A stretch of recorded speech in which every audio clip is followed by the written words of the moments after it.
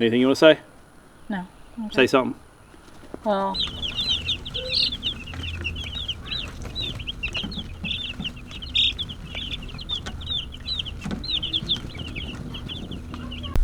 Afternoon, folks. Scott and Angie here from Watts Way Farms. Thanks for tuning in for another one of our farm videos. For those of y'all that have been following along, know that we recently added baby chicks to our farm, which means today's going to be another kind of build review video. As of today, those chicks are 4 days old, which means I've got 12 to 17 days to get 2 chicken tractors built. And so in deciding what type of chicken tractor to build, Angie and I both did a bunch of research, both together and independently, you know, scouring the internet, watching YouTube videos. And what we came up with is really there's 2 common, I guess, mainstream or main chicken tractor types that people build, and that's the John Suscovich Chicken Tractor and the Joe Salatin Chicken Tractor. And after, I guess, a lot of research, what we decided, or what we came up with, I actually preferred the Joe Salatin style tractor, and Angie here preferred the John Suscovich style tractor. So we compromised and we're building the John Suscovich type tractor. So 2 of them to be exact. So if you haven't checked it out already, John Suscovich has put out a book, the Stress-Free Chicken Tractor Plans. I don't know if it's the plans that are stress-free or the chicken tractor is stress-free, but we'll find out as we go along on this build. Now, like my other build video on the chicken brooder, because I was using another farmer's plans, this is not going to be a step-by-step review because I don't want to take away from the farmers that put all their time and effort into building these plans. But I will kind of be more of a review of the plan, so you can kind of know what you're getting into if you decide to venture down this path. Now, I'm not going to build, we're building 2 of them, but I'm not going to build them simultaneously. I know that I'm not going to do all the cuts for both and, you know, assemble for both. I'm going to build one all the way through, and then the second one. And the reason for that is, if you followed my brooder plan build, I found what I considered some errors in the plans, and with the cost of lumber and supplies being as high as they are, I don't want to cut everything and then find out that I've made a mistake twice. So I'll build one all the way through and decide if there's any tweaks or whatnot that need to be made, and then I'll build the second one. So thanks again for coming along. If you're watching this and haven't subscribed to my channel, I would really appreciate it if you would. You know, give it a thumbs up, a like, notifications, all that good stuff that helps the YouTube algorithms suggest my video to more people. So let's get to work. So here is all the supplies needed to build 2 John Suscovich chicken tractors.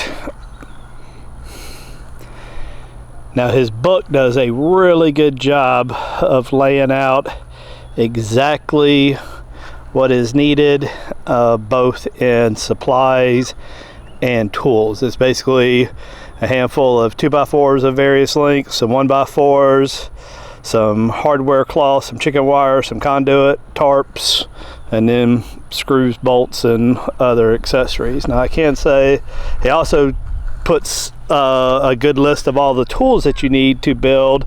And fortunately, I had all the tools that he needed. I mean, saws and tape measures and drills and drivers and things like that. Now, the one thing I did not have was this conduit bender. I did have to buy that. So again, not too bad.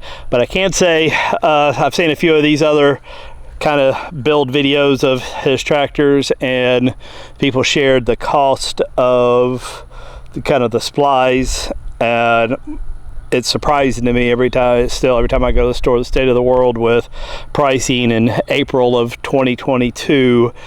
I can tell you these chicken tractors are costed me right at $425 each. So this is not a trivial investment. Now, the good part is every bit of this was able to get at Lowe's. Lowe's does give a 10% discount for veterans, which I am, so thank you very much, Lowe's. However, I learned today, and I'd actually read on the internet the rumor that this was coming, that all of this lumber is no longer eligible for the 10% military discount. So I guess Lowe's military appreciation, they just not quite as appreciative as I guess they were before this month. But now that's everything except for the tarps. Now the 2 tarps, I did order those off of the internet just to get closer to the exact size that I wanted. So like I said, I'm gonna go ahead and do all the cuts for one, put it together, and I'll do a few little update clips as we go, and we'll get the entire thing built. So here are all the cuts complete for the first chicken tractor. This includes these half lap joints. I had never done these before. The book says they're optional, but it was highly recommended, so I figured why not. And one thing I'm equally impressed with is this is all the scraps.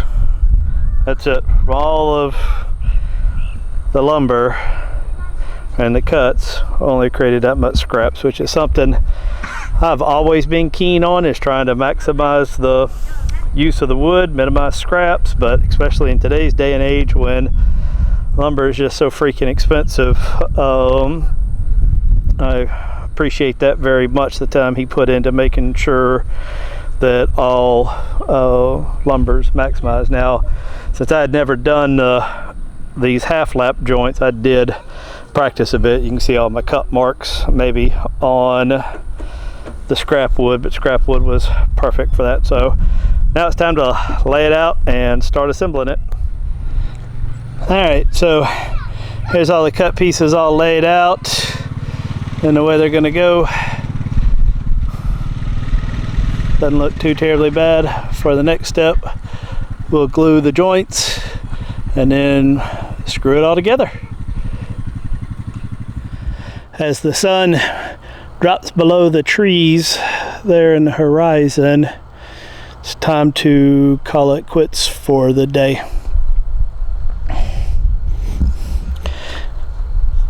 But I think we made some pretty good progress. It's starting to look like a chicken tractor. We got the frame built, got the door built. It's just held up right there with that clamp for right now. I might try to come up with a way to reinforce these corners. The directions don't really call for it, but I think it might make for a better door. But not a bad day. These half lap joints, I guess as you call them, I think turned out really well. So now we got to bend some conduit, start putting some wire on it, and get this one done and get on to the next one. All right, so now it's actually been a whole another week, and as you can see, my chicken tractor progress has not progressed very much. I was hoping to get over here after work during the week, and I just wasn't able to.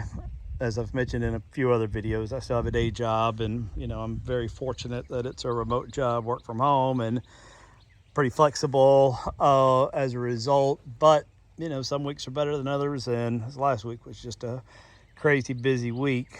And then plus I spent a bit of time over the week looking at some more YouTube videos of these Suscovich tractors, and actually a couple that John Suscovich made on these as well, because the book it's a great book. I'm not criticizing it at all, but one thing, if I was to offer, I don't know, a spot for improvement, is that when you got to the part where you have to assemble, it doesn't do a real good job talking about exactly how all these lay together and which side is forward. And what I've realized is, on the sides, these lap joints are on the inside. But on this lap joint here should have been out. Basically, this whole thing needs to flip around. And so I'm gonna take these screws out of the end right here and flip it around. And this is kind of the way I think you had it laid out in the book, with these just overlapping. This clamp's just holding the door up. I'm going to shorten this off basically so that it's not just an overlap, and then I'm going to do 2 pocket jigs here. And I think I've got another piece of 1x, and I'll probably do it across the middle as well, and then probably an angle piece. An angle piece is actually how John Suscovich has it on his. So I'm sitting here debating. It's a rainy day today. It's getting a little late in the afternoon. How much of this I want to get started on today, but the chicks are 6, 7, 8, 10 days old today. So I've got between, they moved to this at 16 to 21 days. So I've got 6 to, they're 10 now. So I got 6 to basically 10 days to get this one built and a whole nother one built. So we better get to work. These chicks are now 18 days old. And they are ready for their chicken tractor. We removed the heaters actually this morning. We've been turning them down a little bit more every couple days. But man, have these guys grown.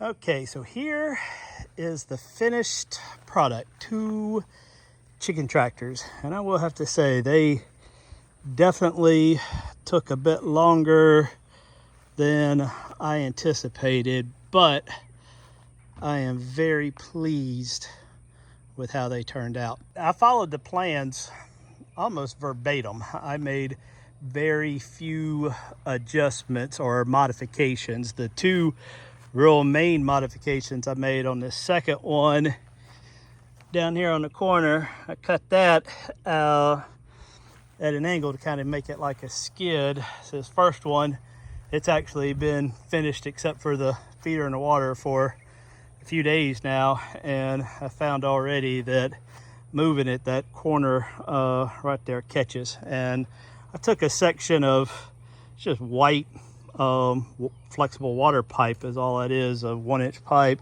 and put through the rope. And I've got a lot of excess rope right now. I've just got it stuffed in here because I'm gonna wait and see how much I need as we go, what distance makes or what length of rope makes sense here.